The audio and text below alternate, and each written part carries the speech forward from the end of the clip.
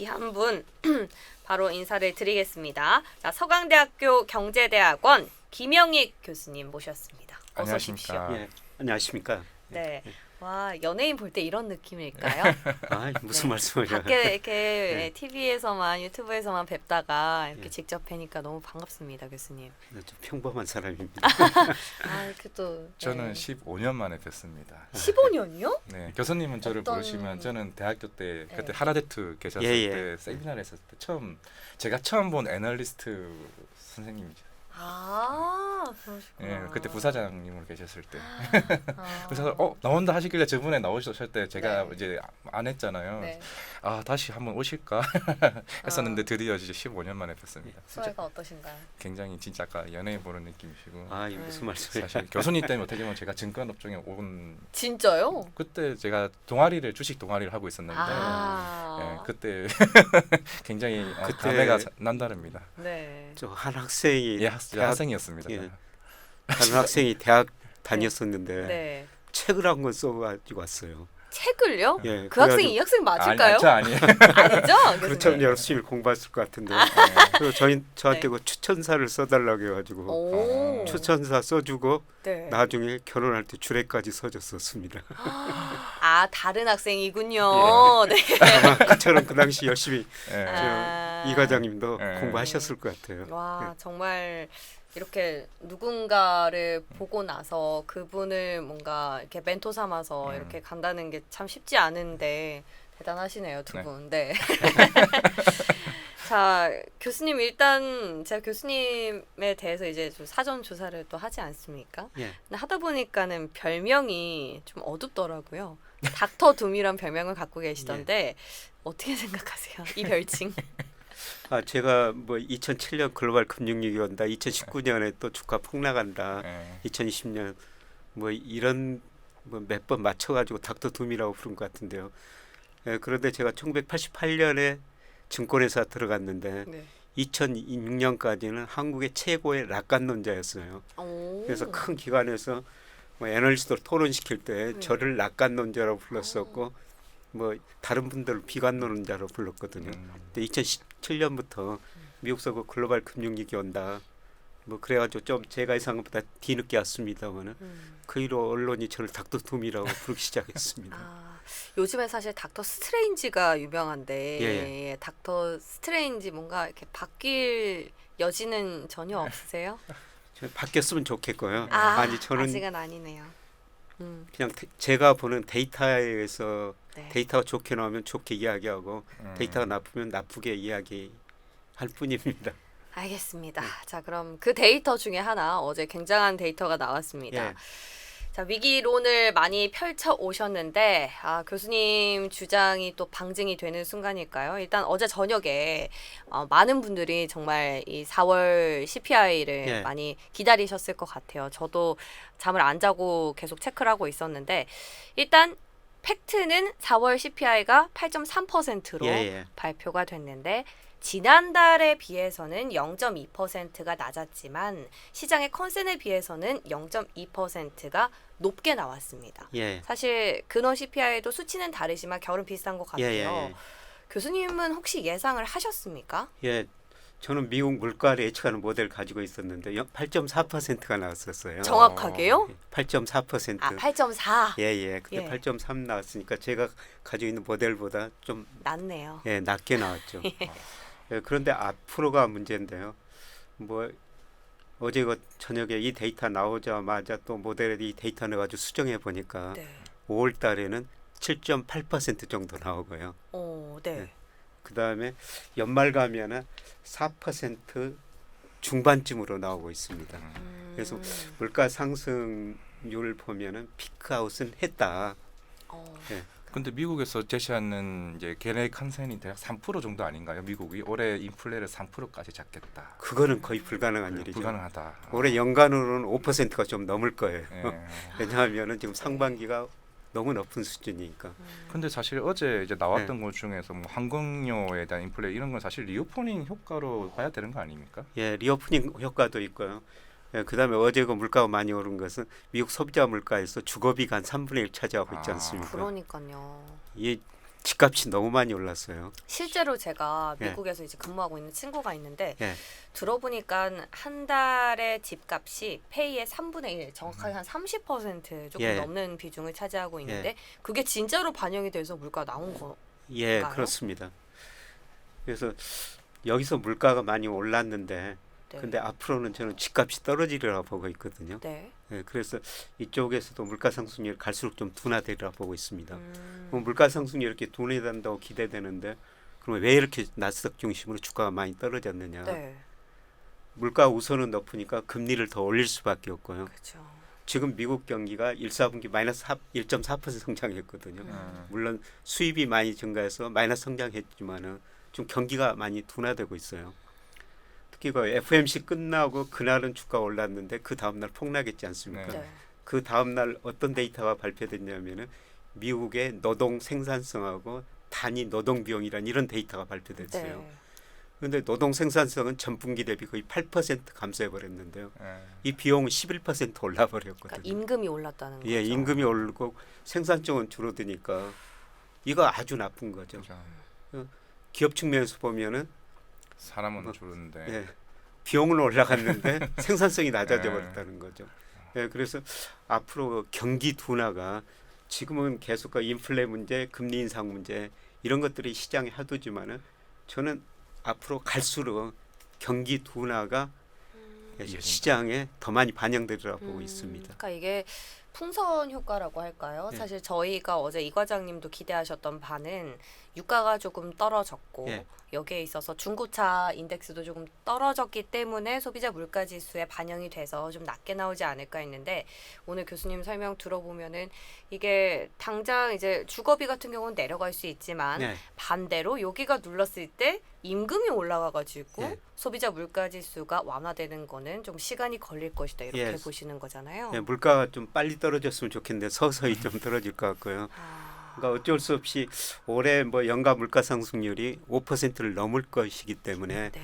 어떻든 경기는 나쁜데 연준 입장에서는 물가 안정이 최대 목표니까 그냥 상반기 뭐 6월, 7월까지는 금리를 많이 올릴 수밖에 없다. 예, 그런데 문제는 뭐냐면은 네. 지금 인플레도 오는데 경기도 둔화되거든요. 네. 스태그플레이션. 스태그플레이션 조짐이죠. 네. 특히 그 러시아가 우크라이나를 침공하면서 경제학 교과서에 보면은 이렇게 원자재 가격이 오르면 공급 곡선이 좌측으로 이동해 버려요. 예. 예, 그러면 경제 성장은 떨어지고 물가는 올라가죠. 그러니까 기존에도 미국 경제, 전 세계 경제 인플레 압력하고 경기 둔화 압력이 존재했었어요. 네. 사실 OECD 선행 지수가 작년 7월 고점으로 계속 하락하고 있거든요. 그래서 인플레 압력에다가 경기 둔화 압력이 동시에 정지했는데 러시아 우크라이나 침공하면서 원자재 가격이 올라 버리니까 이게 더 가소가 됐죠. 물가는 더 올라 버리고 경기는 더 빨리 둔화되고.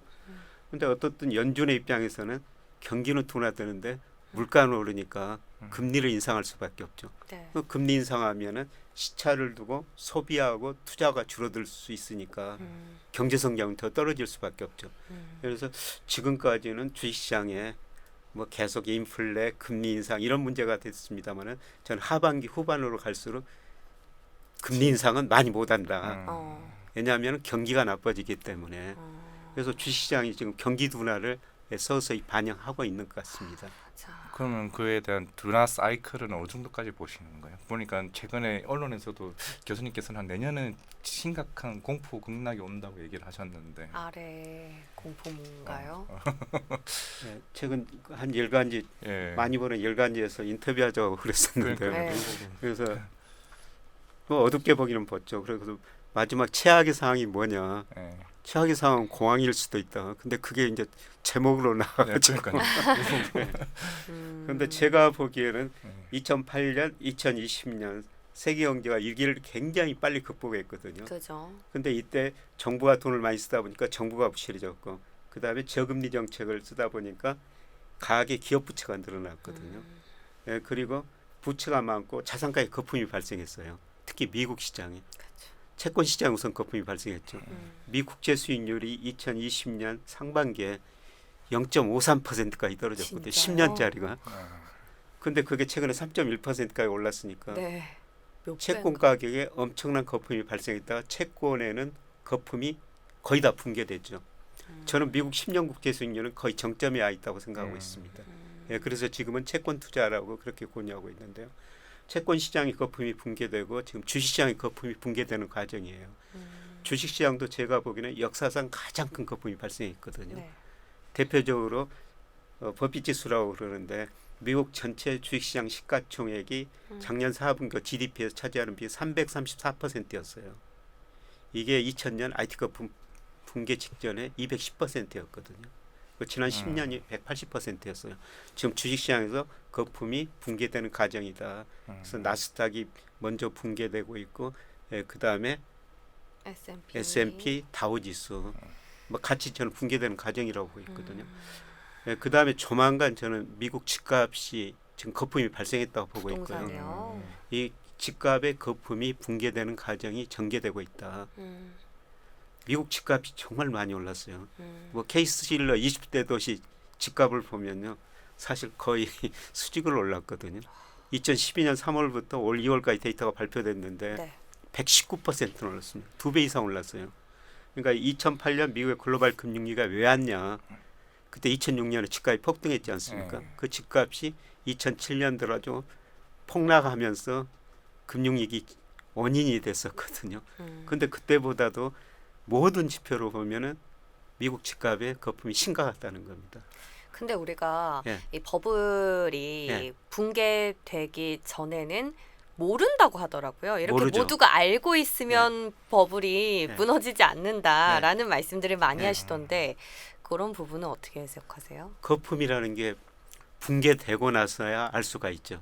그러니까 채권 시장 거품이 지금 붕괴됐지 않습니까? 그다음에 주식 시장 지금 나스닥이 거의 30% 가량 고점에서 떨어졌죠. 예. 이제서야 이건, 이제 네. 거품이 붕괴된다. 아, 근데 아직도 낙관적으로 보신 분들이 많은데 많이 계세요. 네, 그럼요. 아직도 제가 보기에는 끝이 아니라는 거죠. 예. 이제 주식시장 시작이라는 것이죠. 아, 네. 그러니까 이게 단순한 조정이 아니라 예. 지금 교수님의 뷰로서는 경기 둔화되는 하나의 이제 스텝 바이 스텝으로 지금 예. 붕괴가 되고 있다. 예, 아, 보통 이제 교수님 이제 이론상으로는 항상 주식 시장이 빠지면은 이제 네. 채권 시장은 좋아지는 게 원래 이론상으로는 정상적이잖아요. 예, 근데 어떻게 지금 같은 경우는 채권 시장도 안 좋고 주식 시장도 안 좋고 가치 조정을 좀 받고 가치 있죠. 조정을 받는 건 저도 그렇게 많이 본 적은 없어가지고 이게 경기 확장 국면 후반에 나타나는 현상이에요. 경기 확장 국면 후반에는 네. 물가가 오르니까 금리도 오를 수밖에 없고, 그 다음에 앞으로 경기가 둔화된다고 그러니까 주식시장은 미리서 떨어지죠. 그런데 제가 주식 투자를 가장 피해야 될 시기는요, 선행지수가 하락하고 물가가 오르는 국면. 그래서 예를 들어서 지금 작년 지금. 하반기부터 선행지수 순환 변동치가 7월부터 계속 떨어졌지 않습니까? 네. 네. 물가는 오르고요. 이게 경기 확장 국면 후반 혹은 정점에 나타나는 현상이거든요. 그래서 이런 걸 보고 제가 작년 하반기부터 주식 비중 좀 많이 줄여주시는 게 좋을 것 같습니다. 싸게 살 기회가 올 것 같습니다. 네, 그런데 아직까지도 선행지수는 떨어지고 우리나라 같은 경우 지난 4월까지 물가가 더 올랐지 않습니까? 네, 맞아요. 이게 조금 더 진행될 가능성이 좀 있고요. 네. 네. 그 결국에 지금 경기 둔화의 시그널로 보시는 게 채권, 주식시장, 부동산 이렇게 이제 순서로 예, 예. 보시는데 그런 순서로 접어들게 되면 연준에서도 경기가 둔화되고 있는데 마냥 금리를 올릴 수는 좀 어렵겠다. 그쵸? 아무래도 경기가 둔화되고 있는데 물가만 잡자고 금리를 계속해서 올릴 수는 없는 예, 예. 노릇이니까 그러면은 우리 투자자 입장에서 개인들의 입장에서 봤을 때 진짜 이게 둔화가 온다면 빠져나갈 수 있는 탈출구를 모색해야 되는 게 맞지 예. 않습니까? 예. 그런 측면에서 그러면 금리 인상의 속도를 조금 둔화시킨다는 시그널이 나오면 예. 일시적이나마 주식시장에선 반등이 예, 보일 수 반등할 수 있으니까 있다고 보고 있습니다. 그때가 적절한 타이밍이 아닌가 이런 예. 생각이 드는데 예. 6월, 7월에 자이언트 스텝 75bp는 예. 어떻게 보세요? 그때가 타이밍은 아닐까요? 예, 저는 뭐 6월까지는 네. 뭐 0.5% 포인트 올리라고 보는데요. 네. 7월부터는 물가 상승세가 이제 7%대로 떨어지고 그래서 0.25% 7월에는 저는 그 오히려 정도 더. 경기 둔화 때문에 아. 예, 그리고 연말 가면은 네. 이제 금리를 올려야 되느냐 말아야 되느냐 논쟁이 있고요. 저는 내년 초에 가가지고는 내년 상반기 가가지고는 오히려 인플레보다는 디플레 이야기도 나오면서 금리 내려야 된다. 아마 이런 이야기가 나올 것 같습니다. 완전 옛날 채권 대학사 같은 느낌인데요. 90년대 초반. 그래서 제가 이제 주식을 언제 사야 되느냐? 네. 예, 그거는 부동산 거품이 완전히 좀 꺼졌을 때. 꺼졌을 때. 예, 이 그게 세계 저는- 경기 둔화 시그널이 다 나왔을 예, 때. 예. 지금 채권 시장 거품이 붕괴되고 주시장 거품이 붕괴되고 부동산 시장 거품마저 붕괴되면은 네. 예, 그때 이제 주식을 적극적으로 사야 될 시기라는 겁니다. 그건 너무 먼 일 같습니다, 교수님. 그건 내년 뭐 빠르면 상반기일 수 있고 하반기일 수 있는데요. 예. 뭐 내년이 저는 그 시점이라고 보고 있거든요. 저희 한 지금 370분 정도가 저희 동시간대 지금 같이 시청을 해주시고 계신데 이분들 중엔 거의 대부분이 투자를 이미 하고 계신 분들, 시장에 발을 들이신 분들이 많을 거 아니에요. 이분들이 일단 좀 어떻게 방어를 할 수 있도록 도와드리는 게 먼저가 돼야 되는 것 같은데 그러면 일단 6월까지는 시장의 예상치에 부합했을 때 한 50 정도 올리고 예. 그리고 7월 달에 25 정도 올린다고 생각하면은 그때 시장 일시적인 반등이 나오면 조금 정리를 할까요? 여름부터 예, 저는 뭐 2분기 후반, 3분기에 한번 주가 올라갑니까? 예, 그때는 이제 인플레에서 그 경기 둔화로 가는 거 중간 과정이라고 그쵸. 생각하는데요. 예. 예, 그런 과정에서 인플레율이 많이 그 상승률이 둔화되니까 음. 올해까지는 뭐 미국 경제가 1분기에는 마이너스 성장했지만 2분기, 3분기에는 플러스 성장할 거예요. 예, 그러면서 그래도 경기는 괜찮은 거 물가는 상승률이 둔화되니까 뭐 2분기 후반, 3분기에는 반등 다음 반등이 한번 있을 거라고 생각해요. 예, 그때 주식 비중을 좀 줄여주시는 게 네. 예, 좋을 것 같습니다. 그 반등 이후에 추세적인 상승으로 전환을 하면 얼마나 좋겠습니까? 경기 침체로 들어가는 게 아니라. 갑자기 아까 주택 가격 상승을 얘기하면서 네. 아까 얘기했던 물론 서프라임 모기지 같은 경우 사실은 이제 그 이후에 뭐 리스크에 대한 강화를 통해서 이제 그런 사태는 나오지는 않겠죠. 아까 얘기했지만 항상 위기는 항상 모를 때 오죠. 모를 때 오니까 사실 예. 그때도 2007년대 주식 시장 엄청 좋았었어요. 맞아요. 예. 나우이 터지기 전까지는 네. 예. 그랬던 부분인데 사실 그런 사태까지 나오지는 않겠죠. 미국 같은 경우는 아, 저는 더 어려워질 수 있다고 보고 있어요. 정말요. 그런 얘기가 터질 수도 있다는 말씀이신 예, 거죠. 예. 그 NBS 사태 그러니까 제가 보기에는 2000년에는 주시장 거품이 발생해가지고 붕괴됐고요. 네. 그 다음에 2006년에는 부동산 시장에 거품이 발생하고 붕괴됐지 않습니까?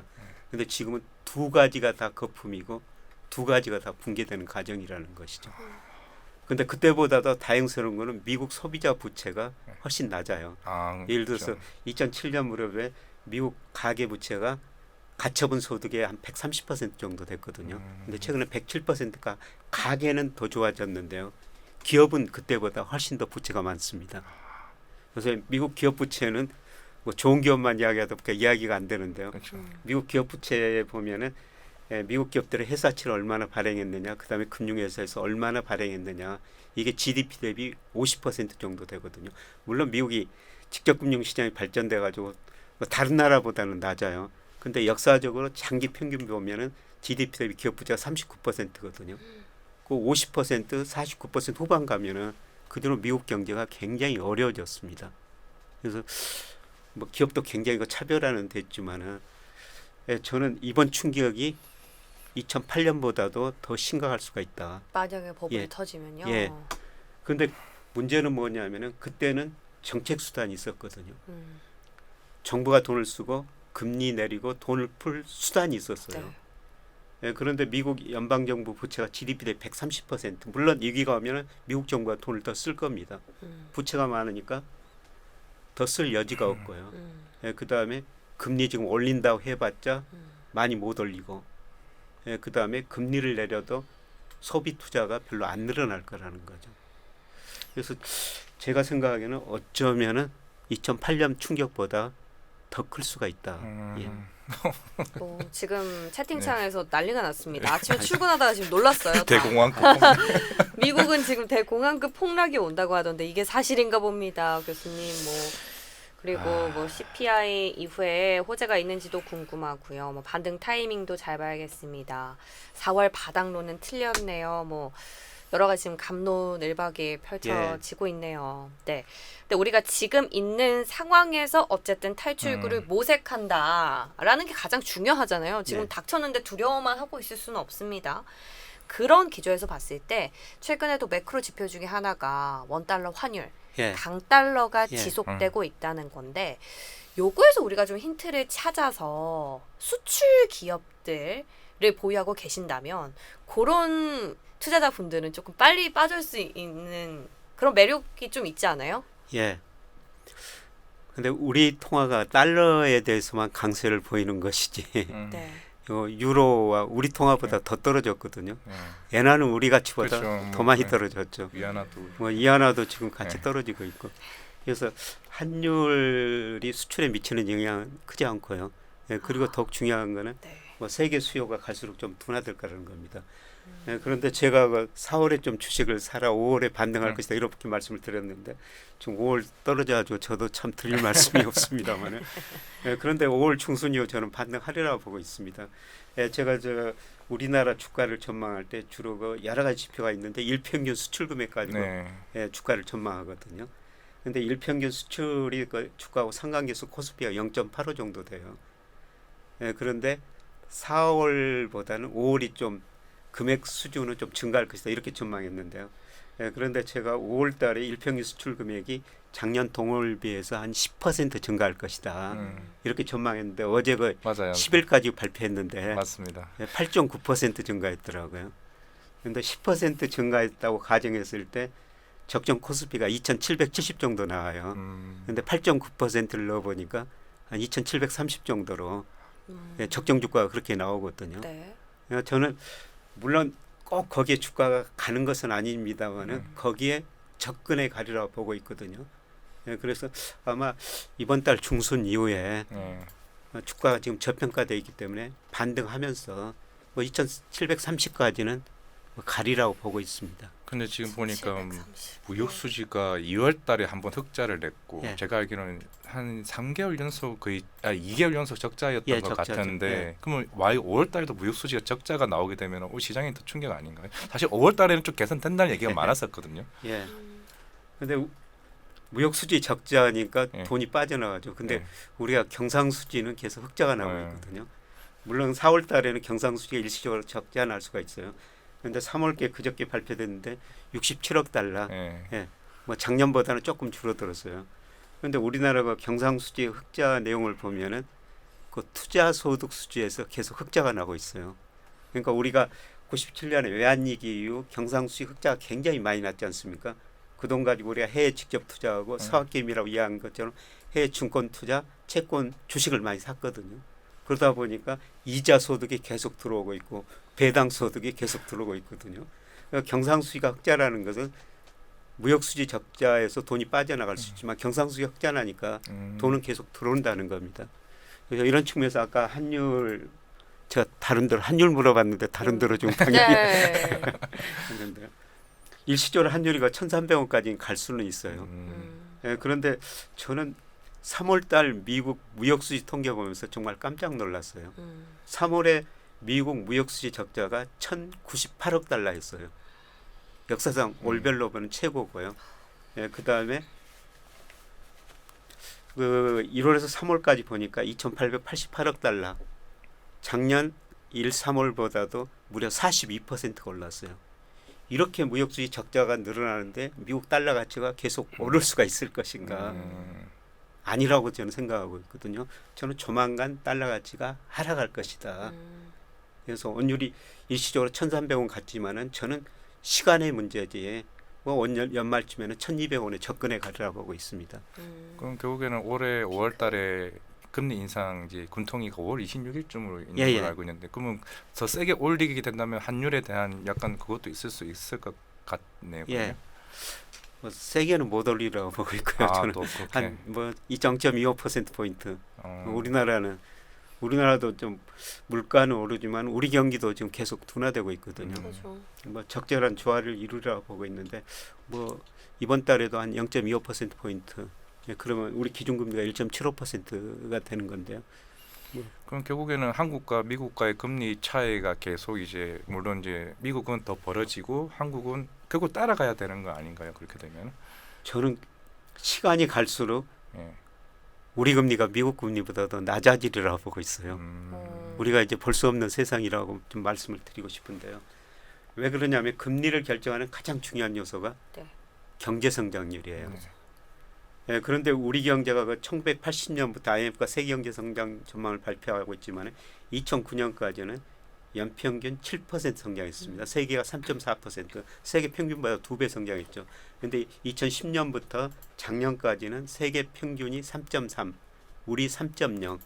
우리가 세계 평균보다 낮은 성장을 한다는 거죠. 그런데 앞으로는 우리가 선진국보다 낮은 성장을 할 거라는 거죠. 제가 우리나라 잠재 성장을 추정해보면 1.9고 미국은 2.0이거든요. 10년 후에는 미국 의회에서 1.7%로 잠재 성장을 추정하고 있습니다. 우리나라는 1% 정도로 추정이 되고 있어요. 갭 차이가 좀 나네요. 예, 우리가 앞으로 미국 성장률보다 더 낮은 성장 시대가 도래한다는 것이죠. 예, 그러면은 금리도 결국 그걸 반영할 것이다. 저는 머지않아 우리 10년 국채 수익률이 미국보다도 낮아지는 국면이 전개되리라고 보고 있거든요. 예, 그래서 지금 우리 10년 국채 수익률을 지금 하루라도 뭐 이렇게 높을 때 빨리 사서 가지고 계시는 게 좋을 것 같다. 그래서 저는 예. 우리가 뭐 주식 투자도 해야 되지만은 주식이 모든 투자 수단은 아니거든요. 이럴 때는 채권 투자도 많이 해야 된다. 그죠. 그리고 주가가 떨어지면은 언제든지 채권을 주식으로 대체할 수가 있죠. 그치. 지금은 저는 채권 투자하는 시기라고 보고 있습니다. 그런 것 같아요. 지금 보니까 제 증권사에 있는 채권 부서에 있는 친구들이 다 죽을 맛인 것 같아요. 그렇죠. 그러니까 쟤네들이 힘들어하고 술을 먹는 거 보니까 이제 바닥인가? 그러니까 워낙 이제 증권사 실제로 실무에 있는 애들이 저렇게 힘들어하는 거 보니까 기회일 수도 있겠다는 좀 생각이 좀 들긴 드는 것 같습니다. 또 채권이 좀 어렵지 않습니까? 채권형 펀드 있고요. 네. 예, 그다음에 채권형 ETF가 있어. 10년 뭐 ETF가 있는데 문제는 지금 거래가 거의 안 그렇죠. 됩니다. 예, 그래도 저 그거 꽤 많이 살았는데요. 그래요? 뭐 거래가 안 되니까 사기도 쉽지 않고 예, 그래서 조금씩 사고 그러는데 그 거래가 안 되거든요. 그래서 이런 것들이 좀 우리도 채권 시장에 관심을 갖고 거래가 좀 많이 됐으면 좋겠는데 아니 국채를 사시는 거예요? 회사채를 사시는 거예요? 지금은 굉장히 저는 위험한 시기라고 보기 때문에 회사채는 안 사고 국채 위주로 안전하게. 예.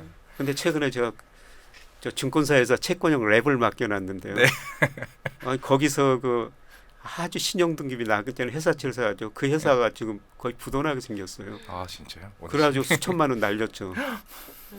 그거를 다 예. 해약해버리고 예. 그 돈 가지고 안전한 지금 국채로. 네, 국채 사고 있습니다. 10년짜리로. 여기서 이제 이 대목에서 드러납니다. 우리 전문가도 성투를 매번 하는 건 아니다. 이렇게 좀 맞습니다. 위안을 삼아 볼게요. 또 하이힐드 펀드 네. 랩 상품에 가입해놨으니까 네. 제가 그 상품에 가입해놨으니까 뭐 제가 뭐라고도 못하죠. 그런데 전화가 왔어요. 그 회사채를 사놨는데 네. 위험하다. 위험하다. 맞아. 내 상품은 어느 정도 20% 정도가 하락하면 문자가 가게 돼 있는 걸로 예. 알고 있습니다. 그래서 그거 나 손실 날 각오가 있으니까 팔릴 수 있으면은 아무 가격에 다 팔아버려라. 진짜요? 다 정리해 버렸어요. 예, 그리고 지금 안전한 국채 제가 직접 이제 투자하고 있습니다. 갑자기 회사채가 불안하다고 하니까 갑자기 금융시장에 대한 불안감이 더 깊어지는 것 같은 느낌인데. 여기서 이제 뭐 환율 얘기하다가 지금 채권 시장의 투자까지 얘기를 하게 되는데 네. 교수님 또 채권 국채 쪽 말고 원자재 ETF도 또 갖고 계시지 않습니까? 제가 또 속속들이 알아봤습니다. 예, 제가 뭐 ETF 뭐 원자재 가지고 있는 것은 3대 곡물 ETF예요. 그게 그 한 산지 1년 반 됐는데요. 그냥 가격이 얼마인지도 안 보고 아까 그 방송 시장에 물어보시기때 제가 그때 이제서야 가격 한번 확인해봤는데 네. 그거는 저는 장기적으로 저는 오르리라고 보고 있습니다. 왜냐하면 기후 변화, 그다음에 최근에 그 러시아 때문에 더 오르긴 올랐는데 러시아 사태를 미리 예견하셨냐 물어보려 했었는데 그런 걸 예견한 거 아니고요. 예. 저는 그 주식 투자 뭐 상품 투자할 때 그냥 추세를 보고 제가 이코노미스트 하니까 뭐 추세를 보고 투자를 하거든요. 그래서 투자를 보고 투자하는 회사들 종목 ETF가 뭐 3대 곡물 ETF였고요. 예, 그다음에 베트남 ETF. 맞아. 그것도 작년에 많이 올랐는데 올해 좀 많이 떨어지고 있고요. 이것도 제가 가격 거의 안 봅니다. 그다음에 요새 조금 가격 보게 되는 게 예, 중국 거 전기차 ETF. 전기차 ETF. 이게 상장될 때 10,000원에 상장될 때 그냥 사놓고 근데 이게 2만 원이 넘더라고요. 너무 많이 올랐다. 그 비중은 좀 줄여놨는데 이게 또 최근에 엄청 떨어지더라고요. 그런데도 저는 이런 것들은 추세로 보고 있기 때문에 그냥 걱정 안 하고 예. 그냥 놔두고 있습니다. 그러니까 뭐 이게 경기 침체로 간다고 해서 투자를 안 하시는 그쵸. 건 아니고 예. 안전하게 운용을 하신다. 뭐 이렇게 생각을 해봐야겠네요. 교수님 저희가 제 댓글에서 네. 누가 질문을 하셨길래 나스닥에서 살 수 있는 10년 국채 ETF 이런 게 따로 있나요? 저도 몰라가지고 이거는 미국에서 10년 국채 ETF 있습니다. 예. 있나요? 제가 근데 저는 미국보다는 우리 걸 사는 게 더 좋다고 생각합니다. 아까 말씀드렸으면은 우리 경제 성장이 앞으로 미국보다 성장률이 더 떨어지면은 네. 우리 채권 가격이 더 많이 오르는 것이다. 근데 우리나라는 아직 한 배짜리밖에 없는데 미국은 채권도 제가 정확한 상품 모르겠으면 2-3배짜리 있을 거예요. 맞아요. 예. 질문 있으십니까 또? 아니 갑자기 아까 뭐 질문하고 아까 하시려고 하셨는데 예. 뭐 일단 지금 있는 상황에서 최대한 이용을 해가지고 이 어떤 자산을 운용해야 될 것 같다는 생각이 들어가지고 뭐 달러라든지 이런 거 여쭤봤는데 원자재 말씀하셨으니까 그거 좀 더 이어가 볼게요. 원자재 ETF 이제 교수님이 투자를 하신다는 거는 유튜브에서 보고 저도 봤는데 요즘에 사실 우리 시장에서도 ETF는 아니지만 원자재 관련주들의 급등세가 이어지고 있잖아요.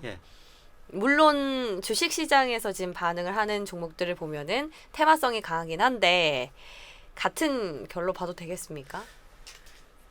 아까 곡물 ETF는 제가 장기적으로 보고 산 거고요. 네. 저는 내년에 그 세계 경제 성장이 둔화되니까 원자재 가격, 국제 유가 떨어질 거라고 생각하고 있습니다. 근데 저는 그 인버스 ETF는 아주 단기 투자를 하는데요. 네. 얼마 전에 이 회사와 관련된 그 신문이 있죠. 거기서 그 일면 머리 기사로 그때 국제 유가가 120달러 갔을 때 200달러 간다고 머리 기사로 나왔더라고요. 200달러 좀 오버 아닙니까? 150 정도 시장에서는. 예. 그날 제가 온유 인버스 ETF를 샀어요. 그때가 꼭지라고 생각을 하셨습니까? 근데 저는 인버스 ETF는 오래 가지고 있지 않은데 지금 뭐 가지고 있는데 아직요? 예, 그 120달러 때 샀으니까요. 지금 뭐 105달러 어제 보니까 뭐 이 정도 되던데.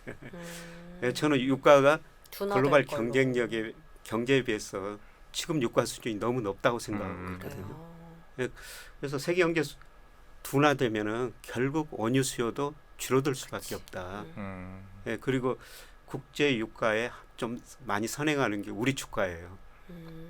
우리 주가가 떨어지면은 국제 유가도 상당한 시차도 있고 어떤 때는 시차가 다릅니다만 떨어졌거든요. 예를 들어서 2007년에 국제 유가 배럴당 그때 150달러 할 때 또 골드만삭스 같은데 200달러 간다고 그랬어요. 근데 우리 주가는 떨어지기 시작했거든요. 우리 주가가 떨어지면 왜 국제 유가가 떨어지냐면은 우리 수출이 이거 GDP에서 44%나 차지해요. 우리 주가가 떨어진다는 것은 우리 수출이 별로 안 될 거라는 겁니다. 우리 수출이 안 될 거라는 거는 세계 경제 성장이 둔화된다는 거죠. 그러면 원유 수요도 줄어들 수밖에 없죠. 선행 지표격으로 우리 지수와 그렇습니다. 유가의 상관관계. 그래서 그 에일리학의 스티븐 노치 교수라고 그분이 있는데요. 그분은 한국의 금융시장을 탄광수역의 카나리아다. 카나리아가 옛날 강부들이 그 탄광수역 일할 때 카나리아를 먼저 보냈다는 겁니다. 카나리아 이산화탄소를 잘 만든다는 거죠. 카나리아가 비틀거리거나 그다음에 죽으면은 이산화탄소가 새고 있구나. 한국 주가가 비틀거리면은 세계 경제가 나중에 나빠질 거라는 것입니다. 그게 스티븐 노치 교수가 그래서 한국 금융시장을 탄광수역의 카나리아로 그러는데요. 저는 그게 맞다고 생각하거든요. 맞긴 맞는데 별로 기분은 안 좋네요. 근데 유가는 조금 하향 국면인데 원자재는 왜 계속 갈 걸로 보세요? 뭐 러시아 우크라이나 전쟁은 또 언젠가는 종전 국면에 접어들 텐데. 저는 갈수록 그 기후 변화가 심각하다고 기후 생각해요. 변화에서요. 그래서 곡물은 그냥 놔둡니다. 동물은 놔두고. 예. 그래서 원자대도 네. 좀 차이가 있을 거로 생각하고 있고요. 근데 마지막으로 좀 하나만 여쭤보고 싶은 게 중국이랑 앞서 이제 베트남 언급을 하셨는데 그쪽에는 경기 둔화가 어쨌든 아시아 신흥국 시장에서는 같이 움직이지 않을까요? 왜 거기는 긍정적으로 평가하시는지 궁금합니다. 예, 뭐 방향은 같죠. 방향은 예, 같다. 방향 같은데 떨어질 때 더 떨어지고 앞으로 오를 때 더 많이 오를 것이다. 아, 예. 근데 저는 우리 수출 보고 세계 경제 흐름을 판단하는데요. 네. 우리 수출이 전 세계로 되기 때문에 우리 수출이 어디가 다르느냐. 근데 최근에 보면은 장기적으로 미국 EU 비중은 줄어들었고요. 그다음 중국 비중이 많이 늘었다가 정체되고 우리 수출 비중이 가장 많이 늘어난 데가 아세안 지역이거든요. 그래서 2000년에 아세안 지역이 우리 수출이 차지하는 비중이 11%였어요. 근데 올 4월까지 보니까 18.9%거든요. 아세안 지역으로 수출이 잘 된다는 것은 이쪽 경제가 계속 성장이 된다는 것이죠. 예. 그래서 저는 뭐 세계 성장축 소비축이 미국에서 EU에서 아시아 지역으로 이동되는 과정이다. 예, 그래서 아시아 비중을 늘려야 된다. 그래서 인도, 뭐 베트남, 인도네시아 네. 예, 이런 쪽에 저는 ETF를 사놓고 기다리고 있습니다. 좋습니다. 그리고 보이십니까 여러분? 아, 네. 아 뜨거워! 너무 뜨거워요. 어제 네. 막 출간이 된 또 신간이 나왔습니다, 교수님. 이 폭락은 이미 시작됐다. 마치 이 CPI를 미리 알고 계셨던 분처럼 이렇게 더 찬스라는 책인데 어떤 걸까요? 내용이. 지금까지 말씀드린 것처럼 지금 자산 가격에 예. 거품이 붕괴되고 있다. 음. 근데 네. 현재는 리스크 관리를 해야 되지만은 그 시점은 정확히 모르지만 내년 정도에 우리가 진짜 부자 될 시기가 오고 있다. 이 기회를 잘 활용해라. 예, 그러려면은 우선 현금을 가지고 있어야 되고 그렇지. 예, 떨어졌을 때 과감한 용기가 있어야 된다는 거죠. 또 어려운 시기가 오면은 우리가 또 더 떨어질 것 같고 못 사거든요. 네. 근데 주변에 그 부자들 보면은 뭐 어려운 시기에 현금이 있고 그 다음에 또 은행에서 돈 빌려가지고 더 사죠. 네, 더 사가지고 이기가 올 때마다 더 부자가 되거든요. 저는 그런 시기가 조만간 오고 있다. 이 시기를 우리가 대비해야 된다. 예. 부자가 되라 한마디로 부자가 되시라 그런 이야기를. 그 부자가 될 찬스를 네. 오늘 돈돈에서 다 힌트를 공개해 주셨습니다. 예, 예. 내년에 부동산 자산 가격이 이제 다 꺼주고 나면 그때인데, 그러면은 책 내용이랑 거의 돈돈에서 오늘 해주셨던 말씀이랑 비슷해요, 교수님. 예, 맞습니다. 줄거리. 책을 이제 안 보셔도 우리 돈돈만 보시면 될까요? 예, 돈돈만 보시면 되죠. 저희가 이렇게 네. 이렇게 딱 교수님 늘 생각하면서 방송을 하도록 할게요. 혹시 뭐 마지막으로 우리 투자자분들께 꼭 이 한 말씀을 좀 전하고 싶다라는 게 있을까요? 제 집사람 이야기로 끝내겠습니다. 제 저 집사람이 봤어요. 2020년에 그 주식 투자를 시작했거든요. 네, 굉장히 기분 좋아하더라고요. 2020년은 많이 올랐지 않습니까? 그렇죠. 작년 상반기에 지루하다고 그럽니다. 요새는 손해를 한 20% 30% 봐가지고 주식 꼴도 보기 싫다. 네, 그럴 때 주식은 장기적으로 오르는 거다. 이럴 때 참고 기다려라. 근데 종목 한번 보자. 40개 종목입니다. 15개로 줄이자.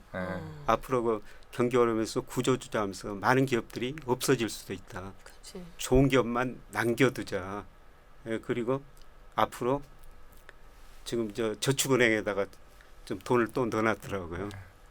예, 그거 찾아가지고 내년 상반기쯤에 주식을 더 사보자.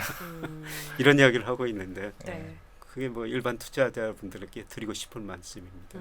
맞습니다. 제가 또 후문을 보니까 사모님께도 미리 이렇게 네. 침체에 대해서 언급을 했는데 말을 듣지 않고 샀다가 삼모전자의 주식을 매수를 하셨다가 조금 크게 손해를 입으셨다는 이게 저희들 마음인 것 같아요. 이게 맞습니다. 네, 이렇게 쓴 소리를 들을 때는 희망이 더 크잖아요. 이게 받아들이고 싶지 않기 때문에 오늘 교수님 주신 또 귀한 가르침을 저희가 잘 받들어서 실천을 해보도록 할게요. 또 나와주실 거죠, 교수님? 예예.